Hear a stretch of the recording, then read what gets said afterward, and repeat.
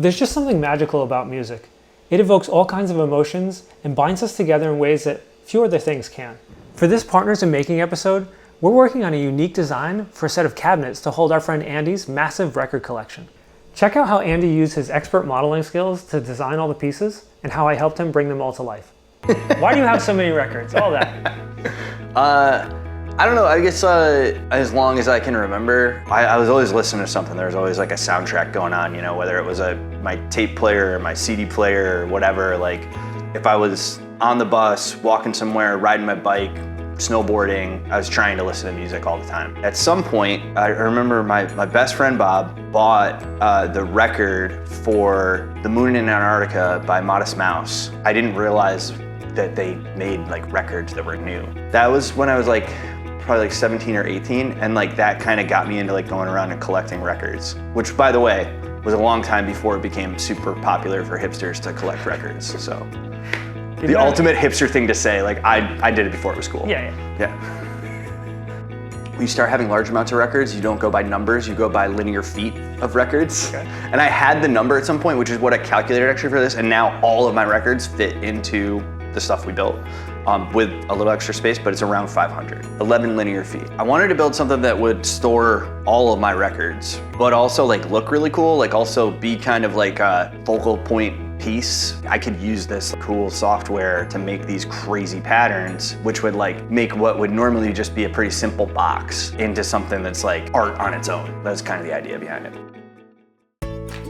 So X design is just like SOLIDWORKS, we all know and love. It's parametric design. And honestly, I could have used SOLIDWORKS for the parametric design. I'm already using this browser-based tool, X Generative Design. I'll just, see if I can also build this thing in X design, get some stick time on it too. So that was cool, being able to like launch up Google Chrome and go from there, right? The first thing, the most important thing is the record. So I went and got my biggest record and measured it and then said, okay, if we're assuming that's the biggest one I own right now, maybe I could buy a bigger one at some point. Let's give it like a 1/2 inch buffer. Okay, this is the biggest possible record. I had to think about also pulling it in and putting it back. You don't want it to be like too tight of an area where you're scratching stuff, right? Here's my buffer zone. Built everything off of that in one big layout sketch. Started using the different contours of that layout sketch to kind of extrude the different boards and then think about where dividers would be and supports and all that stuff. But everything is driven off one sketch, which is really nice because then I could go back in there and I could constantly like tweak it and everything updates. I ended up designing in this almost 10-degree tilt. So the record kind of slides in and like has gravity help it go all the way to the back and keep it in there. I knew this thing was going on a credenza. I'm not getting a new credenza, so it has to fit perfectly on this. And then I have the shelf where I have my receiver and my record player and everything, which is above it, so it has to fit under that.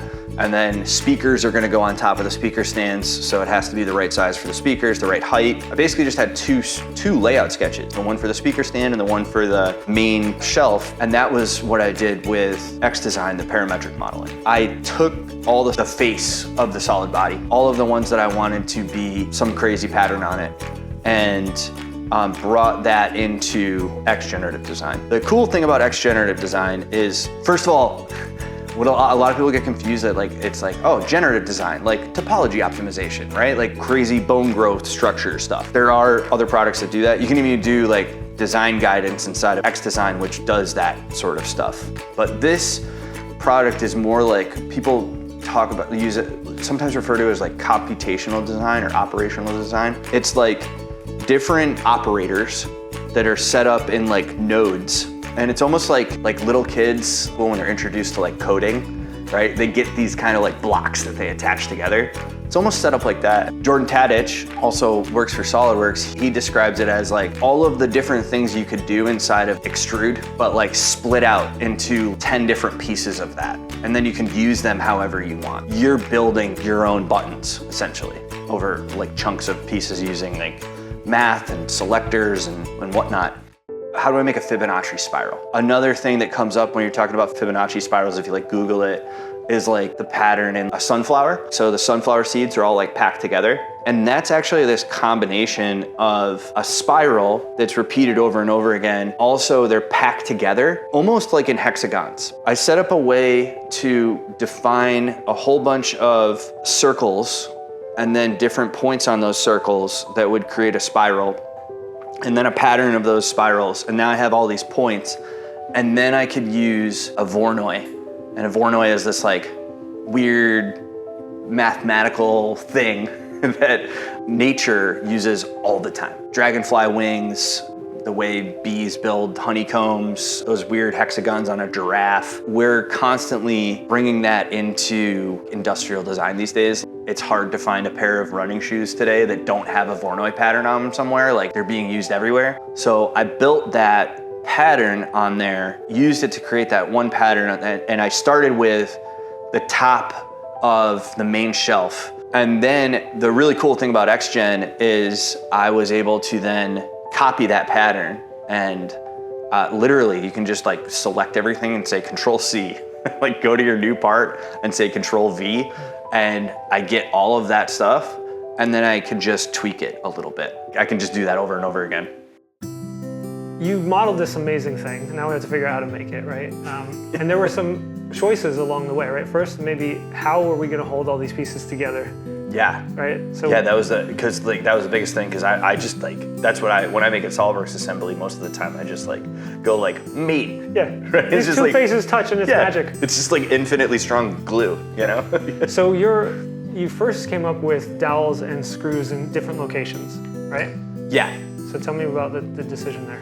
Pretty much. I think originally I was like going back and forth between you and Jordan, and Jordan's solution to everything is pocket hole, right? Just pocket hole everything, which isn't necessarily bad, right? But then it was like, I think you brought up to me, I was trying to figure out the shelves on the speaker stands, and you were like, we can dado them, right? And I was like, well, we're gonna like use a router, and you're like, yeah, like you can make dados with a router. You don't have to like you'll put a dado blade on your table saw, right? Dado stack. It became kind of this hybrid of there's some screws, there's some dowels, and it was honestly just a lot of going back and forth with people who actually do woodworking. My woodworking is essentially how many deck screws can I drive between these 2x4s until it looks like, you know, I can slap them and go, this ain't going anywhere, right? Like that's it. It became weird because the piece is like Swiss cheese. There's no back face to a lot of these pieces, right? And there's also like, when you have a ton of volume missing from the board, you run out of area where you can drive a screw into. It became like, it was fun. It was like a Sudoku puzzle, right? It was like,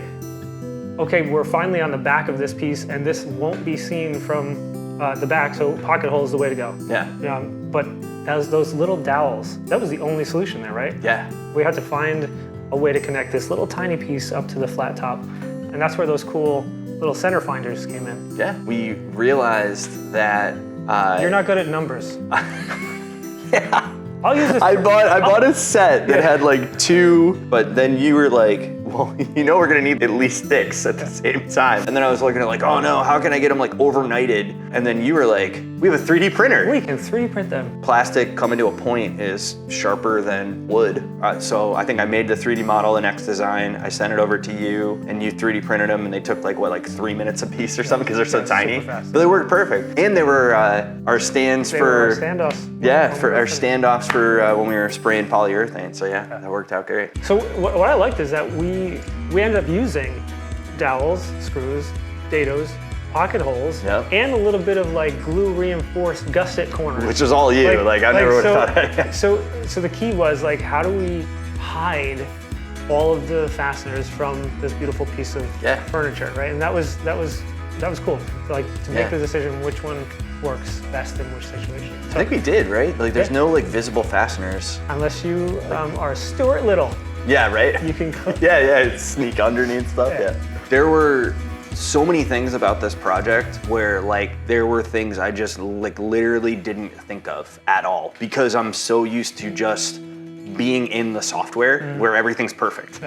You get wood and like nothing's planar, nothing's, you know, everything's like slightly warped, everything wants to move, right? It's never gonna be the same shape forever, that kind of deal. And like there were a few things that you brought up early on. Well, they're like initially, you know, everything was 0.75 for my thickness of my plywood, right? And you were like, well, it's probably not gonna. That's a lie. I'm like, no, we're buying 0.75. This is nice plywood. You're like, yeah, it's never gonna be perfect, right? So You had the idea of like creating parameter, which is kind of like a global variable, where I can go back and just, say everything equals this, and then go back and change that. So then when we actually got the plywood, I basically put calipers on all of the boards. And they're all different and different spots of plywood, right? But then kind of averaged it out to like, it's not really 0.75, it's 0.72, which got us closer to that. Yeah. To that point, that's super important because we've got two vertical walls and you're trying to decide how big is the piece that goes between them. Yeah. And that 0.75 instead of 0.72, it shrinks it, so this has to get bigger, right? And if you were just building a box and it didn't matter, then okay, it doesn't matter. But you have a door that now has to be sized to fit perfectly over that. It's at a 10-degree angle. Yeah. So it was cool that in X Design and X Generative, you could put in these parameters and just make one change and everything just updates. Yeah, super cool. So then the other thing that I didn't think of is I made this like nice plywood layout. It's like, here's my sheets and I'm putting a puzzle together. And then you're like looking at it and you're like, well, do you think you want the grain going sideways on a vertical door? Yeah. And I'm like, I don't know, does it matter? You're like, I think it's gonna matter. And also like taking those divider pieces and going like, the grain actually shouldn't be going straight up on those divider pieces. They're gonna be at a 10-degree angle. So the grain should be at like 10 degrees. Basing everything off of like the one vertical piece on the dividers, those are like the tiny details, along with the faceboard at the bottom of the shelf being cut from the exact same piece of that board. So the grain literally lines up between those two separate pieces. Those tiny little detail things that I would not have thought of at all. I literally would have had the doors, one of them, the grain on one of the doors would have gone sideways and the other one was vertical. Like that's how it was initially set up. And then the toe kicks would have had all 45. So, I mean, like, sometimes I don't respect enough like how much happens like after the design process, right? Like I think of the design process being like the whole part. Yeah. So we have to figure out how to put finish on this thing because there's 8 million nooks and crannies. Yeah. Like I counted them, 8 million. And I think I actually did find out with XGen, there was some number where you asked and I actually was able to like call it up. It's thousands, really it's gotta be thousands. It is over 1,000, All right. Yeah. So putting a poly with a brush, or it just wasn't gonna happen. We'd get drips everywhere. Yeah. So we had to turn to a spray gun. Yeah, I watched a video of a guy spraying exactly the same type of stuff that we were spraying. Similar style of wood, similar size piece. And he recommended that, hybrid oil water, which worked out well. But then I was kind of talking to you about, well, how are we gonna like get inside all these holes? And you were like, I don't think it's gonna happen, man. We kind of settled on a few different ways of doing it, which was kind of like coming at it from every angle and kind of hoping if you're at an angle, then it'll hit this piece at an angle, which isn't ideal, but it'll also hit the inside piece at an angle. So at least there's some protection on there. So we ended up doing. Yeah, and it took what?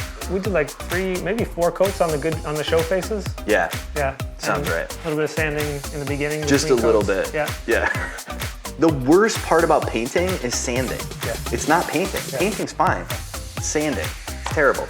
Yeah. But I think we You introduced me to tack cloths too. Oh, hey, yes, and you introduced me to filters for your paint filters. Yeah. Because we were spraying like there was a glob. Yeah. I swear, the first glob Andy saw was like, oh my God. And then when I stepped on one of the pieces. Yeah, that actually brings up a good point. That was another like learning process throughout this is it's such a big piece and it's so intricate that these little imperfections, nobody's ever gonna see them. Yeah. You're not even gonna notice. And I'm like, Sal, come on, I'm gonna notice this. You kept being like, are you sure? And like, I don't even notice any of them at all. It's perfect the way it is. And yeah, but there are a lot of times when I was like stressing out about like this like tiny imperfection on this like big piece with 1,000 holes. Yeah. You know what I really liked about this design? It was questionable in the beginning. I'm like, you're gonna have beautiful walnut plywood, and then you're gonna show people the layers of and it looks cool. It's like, it's got that pop and it makes the pattern show, stand out even more. I like it. It's like two-tone. Yeah, I'm like, we gotta edge band everything. Well, we're not edge banding all the holes, right. So like we might as well just have like everything be that way. Yeah. But yeah. And I thought you were gonna bring up the fact that like it was just gonna make the whole internet angry that we had this walnut, beautiful walnut veneer, and then just like lopping out 70% of it. Yes, we are painfully aware that it was $200 plus a sheet, and we machined away 50% of it. And then used a bunch of pocket holes. Yeah. So it's just making everybody angry. So, That's the point. Yeah, that's all right. It's beautiful. And your family loves it, and you love it, and your records have a home. Yeah, they all fit in one spot. The kids absolutely love it. They love like opening up the doors and looking for new records. And now there's records at their height, which is cool too. Yeah. Like my 4-year-old can like open the door and like pick something out, which is really cool. Yeah. I put all the Frank Zappa at the bottom.